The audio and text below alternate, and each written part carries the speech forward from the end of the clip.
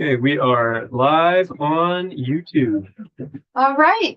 Welcome everybody to the final session of House Energy and Digital Infrastructure on February 21. We are going to hear two bill introductions. I'm Representative Kathleen James from Bennington 4 District. Scott Campbell from St. Johnsbury, County, Essex. Richard Bailey, all of two. Chris Morrow, Windsor, Bennington. Michael Southwood, Caledonia. Christopher Howland, Rutland 4. Graham Putner, Chittenden 13. Great. Let's see, who do we have? Jack. Jack Locker, Committee Assistant. Peter Sterling, Renewable Energy. All right. For the record, Representative Territory from Moortown, and it's fun to be at the end of the table here doing the introduction of Bill H-155, which is a companion bill to S-57 that's currently being taken up by our sister committee in the Senate. And so what this bill is an extension and reinvention of the standard offer program that we have heard about from various witnesses together. So that was a program that really helped drive low-cost renewable deployment in the state, and has met the stated cap in the statute that created it. So what this bill would do is raise that cap so that we could keep the program going. And the impetus for doing that now is that last year we changed our renewable energy targets when we updated the renewable energy standard. So that was H-289 of 2024, where we effectively doubled the amount of in-state renewables we want to get built in our state. So this does the same thing. So it ups the amount to 20 megawatts of in-state renewables. And what I find really compelling about that particular program, the standard offer program, is that it's a reverse auction. So it's designed, and we heard Chair McNamara from the Public Utilities Commission talking about that program in one of his introductions. And he described their role in overseeing it and having developed the framework. And so what it does is offers are made by, smaller local developers often, and then they take the lowest one. So it really helps drive the cost down. And so that's the other appealing thing, is that there's that local economic development piece, because this is really about in-state and local developers being able to get into this work. So the other section of the bill, so there's some updates to the language to change that amount. 20 megawatts commencing April 1st would be an annual amount. And then That's up to that amount, yeah, right? Okay. Yeah. Yeah. whereas right now it was much lower. It was 10 megawatts back in 2019. So it also changes the instead of having some reserved for the distribution utilities, the electric companies like GMP can have some of this type of offering. It takes that away, since they have their own ability to do utility scale wherever they want. And then it also, the big piece is that it adds back community solar. So I don't know how much you all were paying attention to what happened to community solar last year, but during the update of the renewable energy standard, one of the more controversial pieces that was difficult was the removal of group net metering projects. So basically that happened by changing the definition so that a group net meter, what was a group net meter community solar project would no longer be permitted. So, the reason for that was, the renewable energy standard was really developed, the upgrades to it last year was really developed in this big consensus working group. That included all the distributed utilities, and we've heard from a number of them. And so it really was trying to meet them all where they were. And one of the things that they were really concerned about was, we don't want ratepayers paying for solar that's more expensive than it could otherwise be produced. So that was part of this whole big thing. And here comes this opportunity. If we update this program, the standard offer program, it gives us the opportunity to have community scale. So we could still have those smaller installations in your municipality. Like one of my towns just got one at the town garage, a nice solar array. Be able to still do that. They wouldn't be net metered projects. They would be cost effective because of the way this is designed to be the lowest price. And it would be 10% of that 20 megawatts. So we would have new solar, wind, and hydroelectric that could be covered. So 2 megawatts will be, of those things, 2 megawatts will be for community solar. Representative Southwood? 2 megawatts total. In a year. 227 in the last, No, out of the, out of the 20. Okay. yeah, so 10%. And there's also, What page are we on? we are on page 7. Good question. Thank you. Which is bringing me back because I realized I skipped ahead in my excitement about community solar. I skipped ahead to the fact that, this is really going to, the standard offer program would now really only apply to solar, wind, and hydroelectric.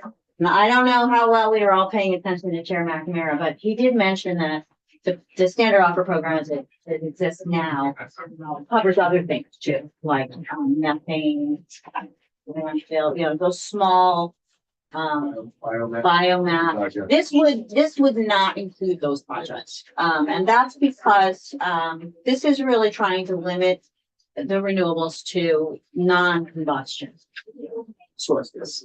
And if you can recall the graph he shared with us or the chart, there was very little uptake for any of those kinds of projects anyway. So yeah, I mean, this is what's exciting. And the size of this, so just to give you a sense, like what is 2 megawatts? It would be 200 to 500 kilowatt size projects. So those are smaller. And those are the kinds of things that your local, you probably all have, many of you may have renewables companies in your district, like I do. And these are the sizes of the things that they would want to get their hands on and be able to really participate in a good choice for a community that's looking for resilience investment. So this is stuff that your local school might want to do. So that's the part that's compelling. And so it's a very, we've got a lot going on our wall right now. That addresses a renewable energy standard. So this is a timely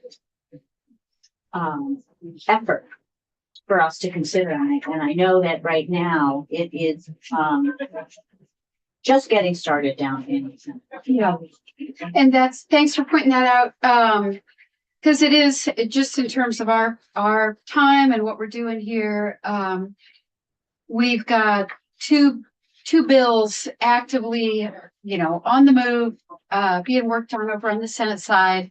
And it's this one and the one that Rep. Logan presented. So maybe another smaller one, but we should be focusing on these because they're coming over and we're going to want to work on them along with other, I'm sure with other energy topics. But just keep an eye. We always want to keep an eye on bills that are like, they are working on these on the, on the Senate side and they're going to be heading our way.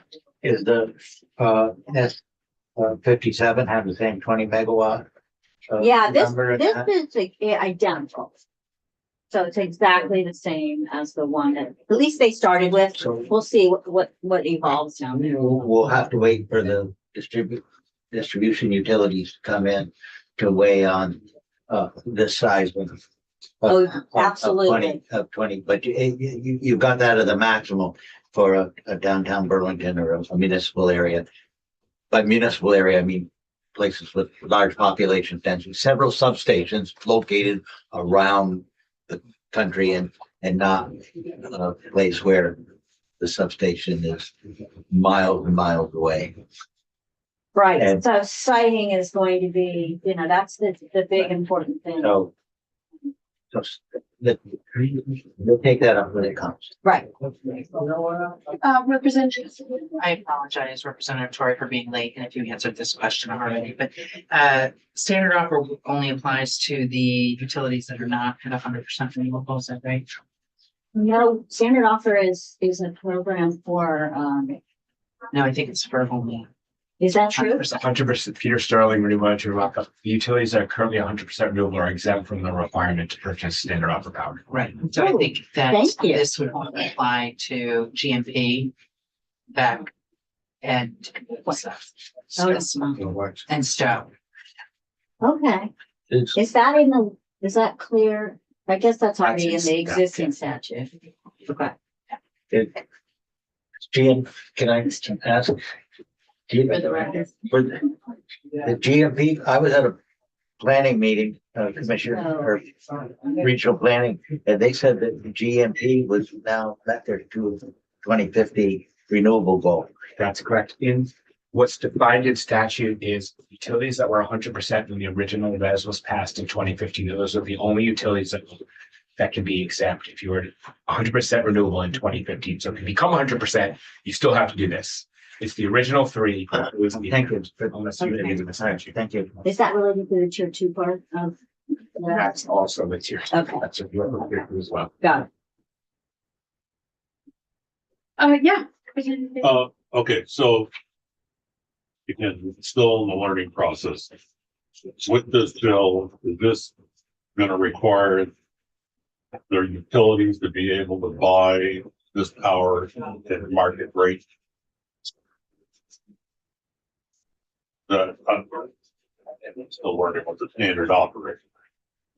When you build these things, I want the utilities to be able to buy it at market rate, not an inflation.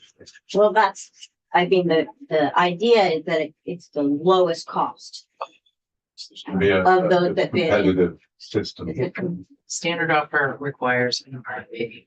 From I think it's from the Department of Public Service, and it requires the utilities to buy power, but rather than, so in standard offer runs a process so you get the lowest cost solar power. They bid the rate. So they bid at 8.8, and at the time, the processing that the utilities buying at 8.6, 8.8 is the lowest offer that the developer bids into, and the next offer is 8.9. Then they buy the 8.8. And so, but I don't know if what the cost of site delivery costs in there. I don't know how the utility equates that lowest cost on lowest price, lowest total owning cost.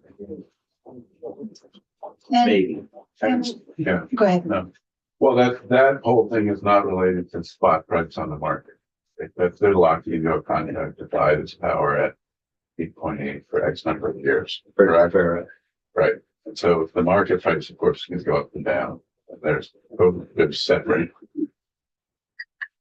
The long-term contract. Well, but Right. they're required But to they've also buy got, this as opposed to figure out their own long-term. So, I think, And not all of them. So I think the plan, well, thank you. And before we go for the day, there's an evolving plan in my mind. Oh. Representative Tori, thank you so much. Yeah. Yeah, Representative Campbell. Got one more bill to do. Oh, I just have a momentary moment of joy. I'm going home. Yeah. And We're here I almost am done. standing in your way. Yeah. Well, I This is still perfect have my report to timing. get out, but No questions today. So, Okay, excellent idea. All no right, promise, let's go. no promise. you got that? Are you everybody good with it? Okay, thank you. Comment on the chair. Sorry, comment on the chair. It's hard. All right. So, yes, I have a bill here that would basically extend the current working group around energy code compliance until we have an office that is actually in charge of administering energy code. And I wrote myself a quick story here so I could be as quick as possible. The story is, so 6 years ago, during my first term, the president of the Vermont Builders and Remodelers Association approached me with that material. He knew my background in construction, weatherization assistance program, 3D thermal, all these things that I had done. And he wanted to talk about energy codes. I had not ever been involved in developing energy codes, but I realized that they're an important step in the direction of making our buildings better. He wanted me to know that energy codes are creating an unlevel playing field because he observed the energy codes. He's interested in building science, but he was competing against builders who did not. And they might not because either they were unaware of them, or they didn't feel like it was worth the actual whatever extra cost was involved. How did this happen? So, Energy Code Vermont Residential Building Energy Standards (RBs) was passed and created in 1997. Commercial version passed 10 years later in 2007. RBs and CBs, also known as energy codes collectively. And they were put into statute and they are mandatory. However, there's practically no administration, no enforcement, and no penalty if you don't follow them. So upon the way it works is upon completing a project, builders required to file a self-attested certificate with the town and with the Department of Public Service. No penalty if they don't do it. So needless to say, compliance is not 100%. On the commercial side, compliance is pretty good because we have licensed professionals involved with architects and engineers, and they stand to lose their licenses if they don't follow the law, they don't follow code. On the residential side, compliance is much lower because we don't have licensed builders. And as these codes get stricter, there's a code update cycle every 3 years, and they get a little bit more comprehensive. And compliance, you expect. The last time a survey was done to assess compliance was, I think, 5 years ago or something like that. And anyway, compliance is going down from all indications. So, besides the legality of all this, why is this important? So I mentioned builders are not licensed. One of the first things that I started working on was trying to actually, my first year here 6 years ago, I convened a sort of informal, non-legislative spending committee to convene stakeholders, builders, architects, engineers, state government folks, real estate people, bankers, to assess how we could try to come up with ideas of how we can improve energy code compliance. And my emphasis has always been not on trying to figure out a way to crack penalties, but to figure out a way to create education as a desirable thing, so that builders would really want to understand more about how why this is important, why energy code is important, why building science is important. So one of the first things we worked on was actually independently, the Office of Professional Regulation had been exploring whether we need some regulation in the residential construction space because of consumer protection issues. You've probably heard stories about builders taking a deposit and then disappearing and people getting defrauded from their money. So OPR was interested in this space from a consumer protection perspective, and they had done a study to assess, well, what should we do? Should we license builders? Should we regulate them more strictly? Should we have a simple registration system, which they refer to as a light touch licensing? And they decided to go that they were going to propose a light touch registration. So they tried that 1 year, didn't go through. As I said, they were doing this independently of what I was looking at, but I came up with the idea of doing something the next year. This was 2022, I think. And we did pass a builder registry bill that the governor vetoed, but then he was concerned about the dollar threshold when registration would be required of builders. He was concerned that threshold was too low. So he said, well, if it was $10,000, maybe I would go along with it. So that was in his veto message. Subsequently to his veto, I managed to get it into the housing bill on the Senate side, and we raised the threshold to $10,000, and all was good, and we signed that bill. So we got a builder registration put into place. The registration is required. What I was really interested in was getting voluntary certifications included in that. Again, from the perspective of trying to incentivize builders to educate themselves about energy code, building science, and really anything to do with building OSHA requirements, lead safety, any kinds of sort of independent certifications that would then be vetted by OPR to be valid and worthwhile. I'm skipping around here. So then we got that put into place. The registration was required as of, I think it was 2023, but there was sort of a year of grace period, and there was no penalty imposed until last year. We've registered a lot of builders. The voluntary certification system is still getting set up, but that's happening. So anyway, we got another study committee put together in 2023 and a follow-on committee, actually working group last year, with many of the same stakeholders that I convened in 2019 to talk about we're making progress, but what are the real hurdles here? The fundamental hurdles are we have no office that's in charge of administering energy codes. And in fact, energy codes are a subset of building codes, and we don't even have a residential building code. So these are sort of the critical issues that we're still grappling with.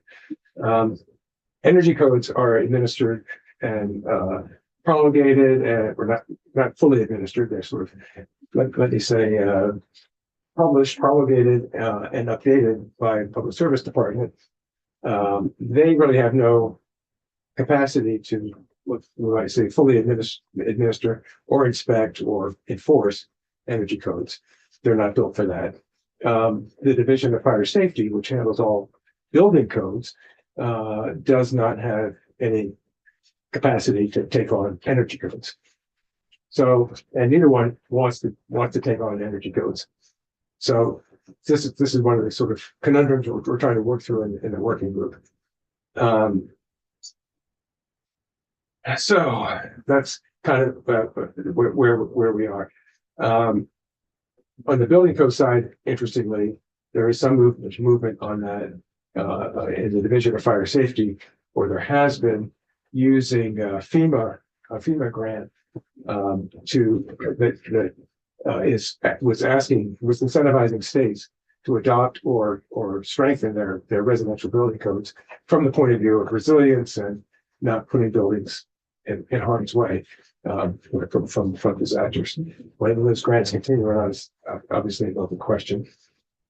So what does H-181 do? It basically extends the life of this working group until we finally name what's called an authority having jurisdiction, somebody who's in charge of administering energy codes. I think that might be a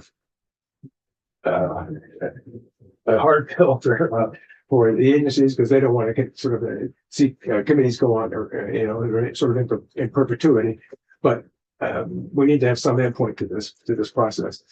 The working group and the study committee before that concluded that really Division of Fire Safety is where energy codes should be administered because that they really are a subset of building codes. And so we have to figure out what are the mechanics of doing that. And I think it turned out to be surprisingly complicated. But we're working through it. So another section of the bill, there's some other kind of tweaks or technical tweaks. One is adjusting the timing of energy code updates. I mentioned that they're updated, have been updated on a 3-year cycle. That's been mandatory. Last year, we moved it from being a requirement, and we moved it from shall to may, so that Public Service Department can do those updates if they feel the sort of industry is ready for it, but they don't absolutely have to. I'll go into more detail on that for right this second.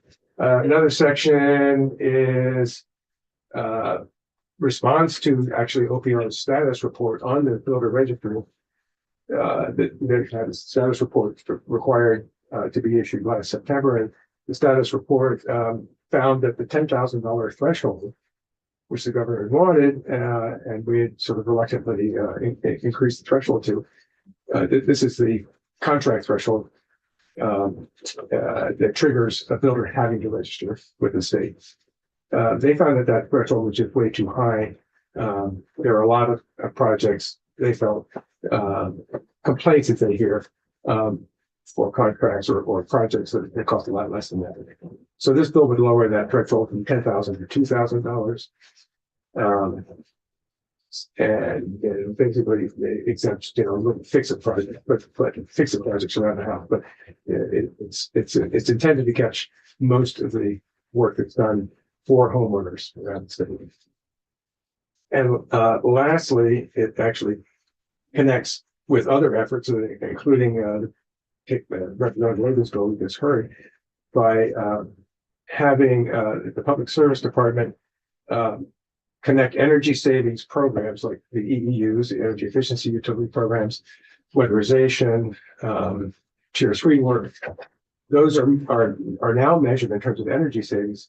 We also ought to be measuring them in terms of greenhouse gas reduction savings because of our requirements, goals, requirements, whatever they want to call them, to reduce greenhouse gas emissions from the thermal sector.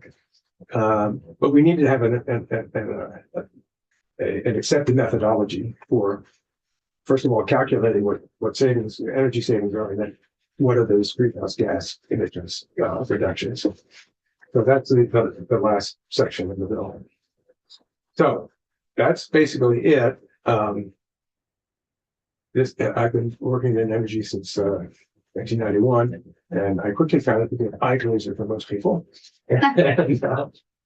But this is important, and this is really an eye glazer for a lot of people. Building codes and energy codes, but standards really are important.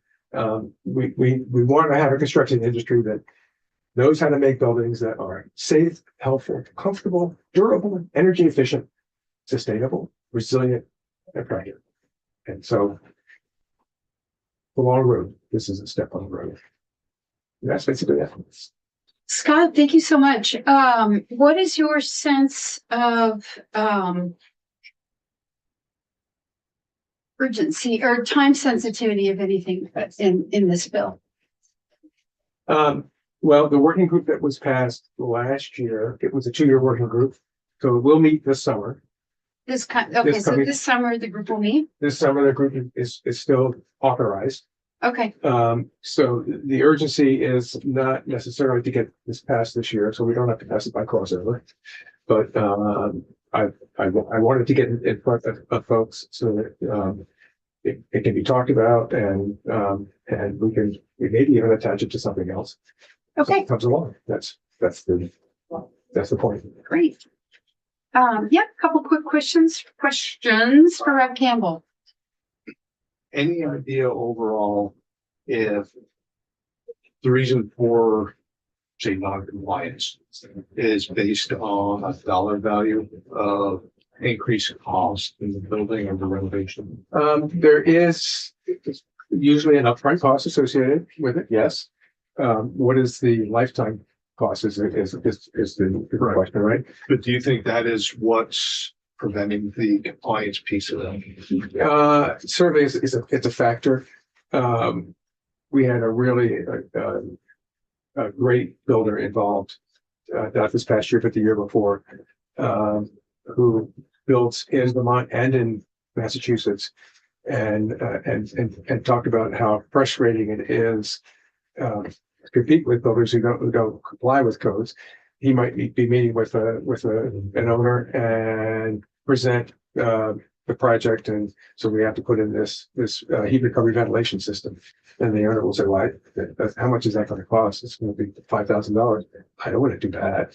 And the builder would say, well, it's required under energy code now. And the owner would say, well, I've been talking with this other builder. He doesn't say I have to do that. Right, is that So- similar to the heat exchanger systems? Heat exchanger, yeah. It's a balanced ventilation system, which is by far the best thing to do. We're building houses that are tighter and better insulated, and that's good, except that it requires a knowledge about how to manage moisture migration. Because if you don't, then you get rotting walls. It has to breathe. Well, it doesn't have to breathe. You want to build a house tight, but you need to ventilate it. That's what it is. That's, and so the mechanical ventilation is really a requirement now because that's how we build. And it's actually a better way to build. It's better to have controlled ventilation than uncontrolled ventilation. So that's the point. So yes, there is an upfront cost that is a little bit higher. Is it $5,000? Is it $10,000? Houses now cost whatever, $300,000 and $400,000 to build if you're going to build a new house. Depending on the size, of course. But so there is some percentage increase in the upfront cost. But what you get for it is a more comfortable house, a more healthful indoor air quality, and more durable and more efficient houses. And local zoning a part of this conversation, or would they be able to enforce those in their building codes? Zoning is not really part of this because they would, at least not that I've ever heard of being an advocate for enforcing this. I mean, one way of enforcing it would be to require building permits, and then as a condition of a certificate of occupancy, closing out a building permit, you could have a requirement that a house needs a certain air tightness and insulation level. Has that been explored at all with your? Yeah, Okay. that is something we've talked about. Yeah, there's lots of avenues to do this. One is actually to license builders, and then have the same sort of threat, if you will, that architects and engineers have. If they don't follow codes, they stand to lose their license, and then they can't work in the state anymore. That's also, we're trying to avoid the hammer. We're looking for ways to Absolutely. to inspire people to learn more about this. Thank you. Yeah. Right, can we do two more quick questions? No, And then I'm on a clock We'll wait here. till you present we'll wait till it comes to committee. Okay, you sure? I think mine's a quick question. I'm just thinking of the consumer protection piece. Yeah. So right now in Vermont, you get a new house built and you move in, you really don't know whether all the boxes are checked? Well, that's right, and I think that, this is really a consumer protection issue over the long term. It's not just the first year or 5 years that you live in the house, it's, I can show you, examples, photos of rotting out sheathing and stuff like that, that were actually presented in our committee. It's, yeah, it doesn't happen all the time, but it does happen more often than it should. And, yeah, so. So folks, we, thank Yeah. Representative